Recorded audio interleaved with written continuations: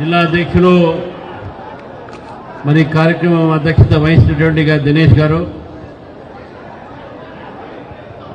మన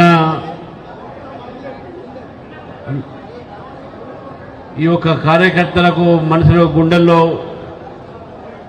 ఎప్పుడు ఒక ధైర్యం సాహసాన్ని నింపే ఒక వ్యక్తిగా ఇక్కడ ప్రజల గుండెల్లో ఒక నాయకుడిగా నిజామాబాద్ అంటే ఇందూర్ ఒక పార్లమెంట్ సభ్యుడిగా మరి నా మిత్రుడుగా ఉన్నటువంటి అరవింద్ ధరంపురి యొక్క జన్మదిన ఉత్సవ సందర్భంగా వారికి నేను నా తరఫు నుంచి రాష్ట్ర పార్టీ తరఫు నుంచి శుభాకాంక్షలు తెలియజేస్తా ఉన్నాను.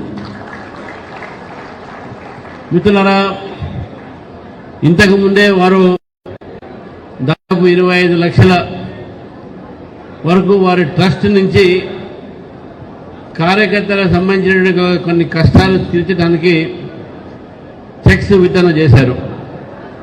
దాన్ని బట్టి అరవింద్ ఒక మనసు, అతని యొక్క కార్యకర్తల పట్ల ఉన్నటువంటి శ్రద్ధ అది బయటపడుతుంది. మానవతావాదంతో ఒక పార్టీ ఒక నాయకుడిగా బాధ్యతతో ఈ కార్యక్రమాన్ని వారి ట్రస్ట్ ద్వారా తీసుకునేందుకు వారికి నేను ప్రత్యేకమైనటువంటి అభినందనలు చెప్తా ఉన్నాను.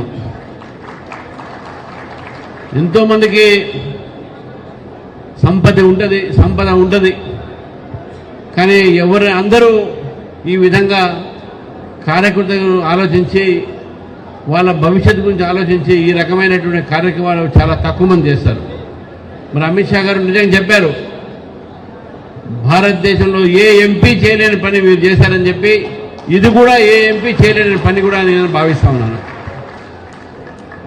నాకన్నా వయసులో చాలా చిన్నవాడు కాబట్టే భగవంతుడు ఆయనకు మంచి ఆరోగ్యాలతో ఇంకా మంచి భవిష్యత్తు ప్రజల సేవలో వారు ఉండాలని చెప్పేసి ఆ భగవంతుడిని నేను కోరుతా ఉన్నాను. మరి రెండో విషయం వచ్చే వరకు, నేను కూడా నిజామాబాద్ అంటే ఇందూర్కి కొత్తవాడే కాదు. నేను చాలా కాలం నుంచి ఇక్కడ యువమోర్చా ఇన్ఛార్జిగా కార్యకర్తగా వచ్చినప్పుడు, నేను వచ్చినప్పుడు మన ధన్పాల్ గుప్తా గారి ఇంట్లో భోజనం చేసేదే. ఇంకెక్కడ మా బావగారు కూడా ఇదే ఊరు, మా వియంకుడు కూడా నిజామాబాద్ జిల్లానే. కాబట్టి ఈ నిజామాబాద్కి నీకు కొత్త ఏం కాదు. ఇక్కడ నేను నిజామాబాద్ సంబంధించినటువంటి ఒక అనేక మంది విద్యార్థి పరిషత్ కార్యకర్తలతో విద్యార్థి పరిషత్ కార్యక్రమాలు కూడా రావడం జరిగింది. కానీ ఒక రాష్ట్ర అధ్యక్షుడిగా ఇక్కడ రావడం నాకు చాలా సంతోషంగా ఉంది. ఎందుకంటే ఇంతమంది కార్యకర్తలు ఇక్కడ కలవడం, వారు చెప్పారు నిజామాబాద్లో ఒక భారతీయ జనతా పార్టీ చరిత్ర, ఆ చరిత్రని ఒక్కసారి గుర్తు చేసుకుంటే ఎక్కడి నుంచి ఈరోజు ఎక్కడి దాకా మనం ప్రయాణించినాం, వారిలో ఉన్నటువంటి ఒక నమ్మకం, ఆ కాన్ఫిడెన్స్, రేపు రాబోయే రోజుల్లో నిజామాబాద్ జిల్లా పరిషత్ని గెలుస్తామని చెప్పేసి కాన్ఫిడెన్స్ ఉందో, ఇది నిజామాబాద్ జిల్లాలో పెరుగుతున్నటువంటి భారతీయ జనతా పార్టీ బలం. మరి భారతీయ జనతా పార్టీ ఈరోజు నిజామాబాద్లోనే కాదు, అని మొత్తం దేశవ్యాప్తంగా తెలంగాణలో ముఖ్యంగా అనేకమైనటువంటి అభివృద్ధి కార్యక్రమాలు చేస్తూ ఉన్నాం కూడా. కానీ అరవింద్ గారు కొట్లాడి ఇచ్చిన మాట, నిజామాబాద్ ప్రజలకు ఇది పసుపు బోర్డు తీసుకురావాలనేది ఏదైతే ఎలక్షన్స్లో వారు వాగ్దానం చేశారో అది వారు నిలబెట్టి ఈరోజు పల్లె గంగారెడ్డి గారు దాని చైర్మన్గా పెట్టి అమిత్ షా గారితో ఇక్కడ పసుపు బోర్డుని ఇనాగ్రేట్ చేయించారు. ఇది మామూలు మాట కాదు మిత్రులారా. ఇక్కడ దేశంలో ఎంతోమంది ఎన్నో చోట ఎన్నో బోర్డ్స్ ఉన్నాయి, కానీ ఒక మారుమూల జిల్లాలో దేశంలో కంపేర్ చేసుకుంటే ఇక్కడ పసుపు బోర్డు పెట్టడం అనేది ఇది నరేంద్ర మోదీ గారి ఒక గొప్పతనం, అరవింద్ గారి ఒక ప్రయత్నం అని చెప్పేసి కూడా మనం గుర్తుపెట్టుకోవాలి. మిత్రులారా, ఈ ప్రాంత రైతులు కూడా అక్కడ గుర్తుపెట్టుకోవాలి. ఈరోజు ఈ రాష్ట్ర ప్రభుత్వం మీకు రైతు బంధు ఇస్తా అని చెప్పింది, కానీ ఆ రైతు బంధే బంద్ అయిపోయింది. మొన్న ఏదో కొద్దిగా ఇచ్చినట్టుంది. కానీ ప్రధానమంత్రి నరేంద్ర మోదీ గారు దాదాపు 32 లక్షల మంది తెలంగాణ రైతులకు చాలా సమయంతో 6,000 రూపాయలు వారి అకౌంట్లో పడేటట్టు 2,003 ఒక వాయిదాలో 2,000 ప్రతి రైతు అకౌంట్లో ఎప్పుడు కూడా తప్పకుండా పడుతున్నటువంటి ఒక విషయం మనం గుర్తుపెట్టుకోవాలి. తెలంగాణలో 32 లక్షల మంది రైతులకు మరి ఈ ప్రభుత్వం రైతు బంధు ఇస్తా అని చెప్పింది. అటువంటి ఒక మాట తప్పినటువంటి ఈ ప్రభుత్వము ఈరోజు ప్రజలకు చెప్తా ఉన్నారు. ప్రజలకు ఏం చెప్తా ఉన్నారంటే, మేము వాగ్దానాలు చేసినాము, ఆ గ్యారంటీలు చేసినాము, ఈ గ్యారంటీలు చేసినాము, ప్రజలకు మేము అనేకమైనటువంటి ఒక కార్యక్రమాలు చేస్తూ ఉన్నాం, మళ్ళీ మాకు ఓటేయండి అని చెప్తా ఉన్నారు. కానీ ప్రభుత్వాన్ని నేను అడుగుతా ఉన్నాను, మీరు చేసింది ఏంది? ఒకవైపు రైతులకు మోసం చేశారు, విద్యార్థులకు మోసం చేశారు, ఫీజు రీఎంబర్స్మెంట్ ఇవ్వకుండా, నిరుద్యోగస్తులకు నిరుద్యోగ భత్తా ఇవ్వకుండా మోసం చేశారు.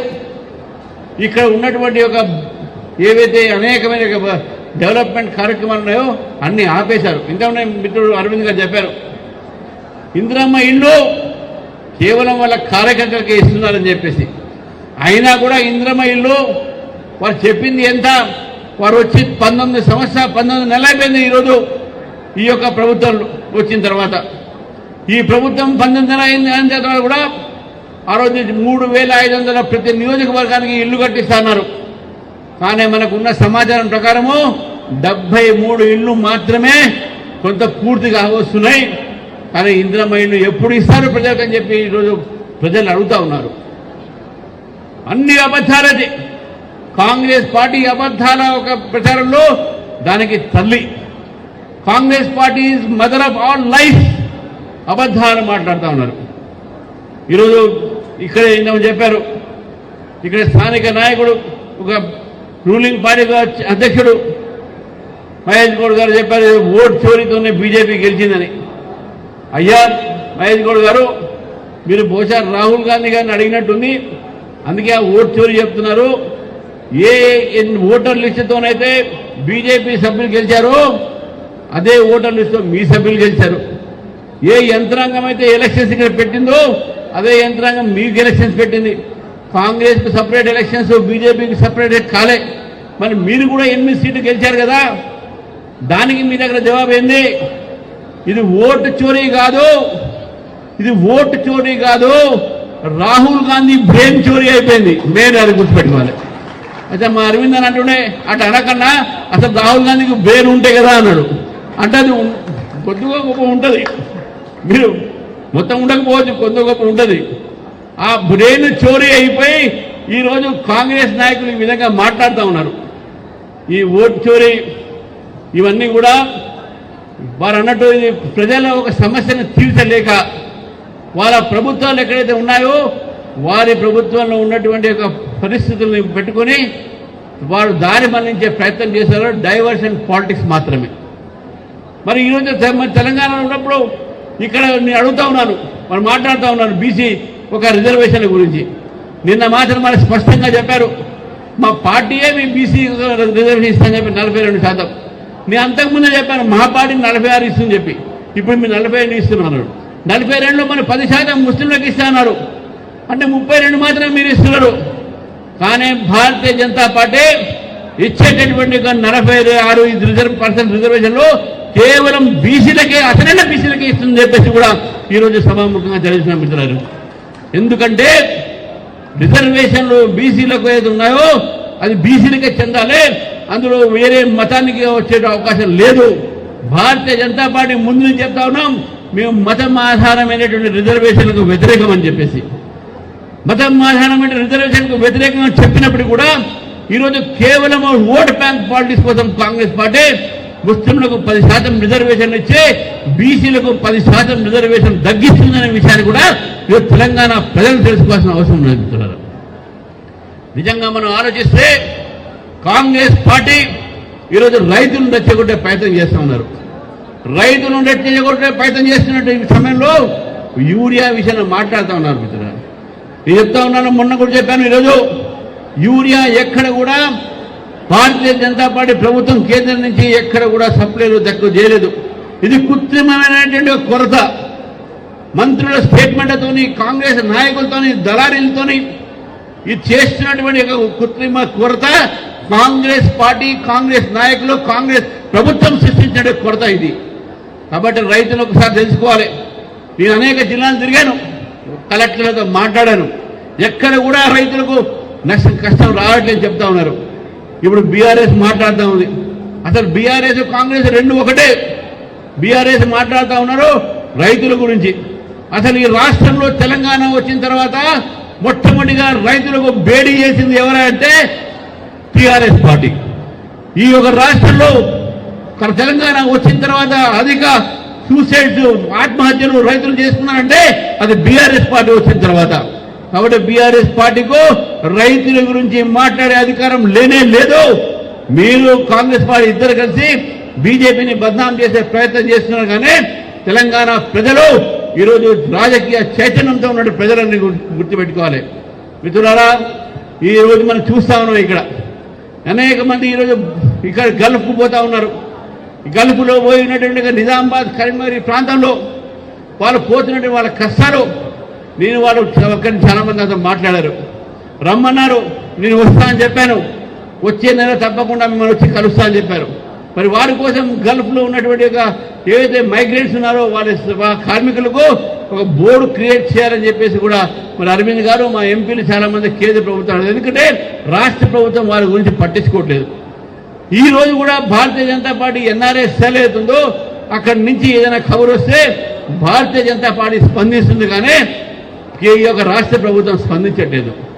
మిత్రులారా, ఈరోజు నిజామాబాద్లో కూడా నిజామాబాద్, నిర్మల్, ఆదిలాబాద్ సంబంధించినటువంటి ఈ రైల్వే లైన్ ఏదైతుందో ఈ యొక్క జిల్లాలో దానికి 3,000 కోట్ల రూపాయలతోని ఈ రైల్వే లైను మా భారతీయ జనతా పార్టీ ప్రభుత్వం వేస్తూ ఉంది. జాతీయ రహదారులు వేస్తూ ఉన్నారు.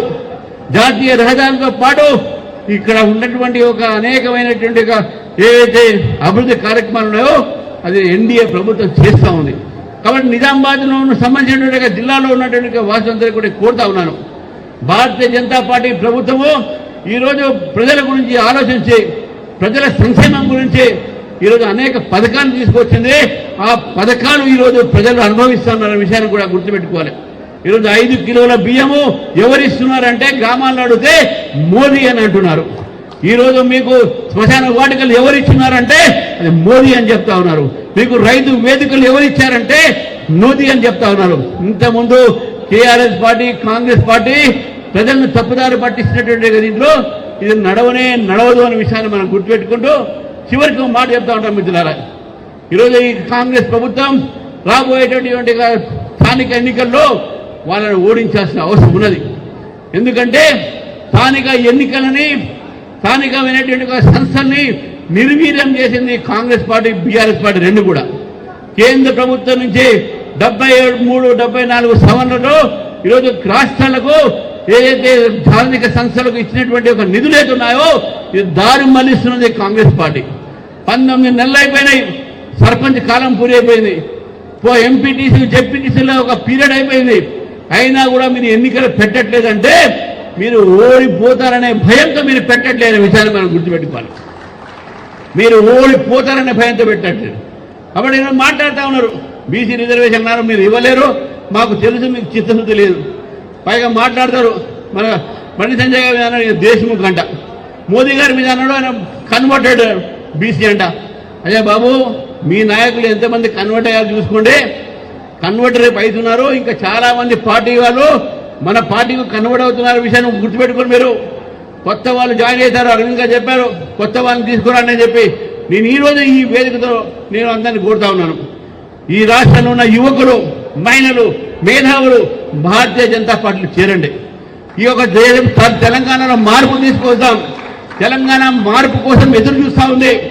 బీఆర్ఎస్ని చూశారు, కాంగ్రెస్ని చూశారు, ఒక్కసారి బీజేపీకి అవకాశం ఇద్దాం, మార్పు తీసుకోవద్దామని చెప్పేసి ఈరోజు తెలంగాణ ప్రజలు ఆలోచిస్తున్నారు. ఈ తెలంగాణ ప్రజలకు మనం రుణపడి ఉండాలి.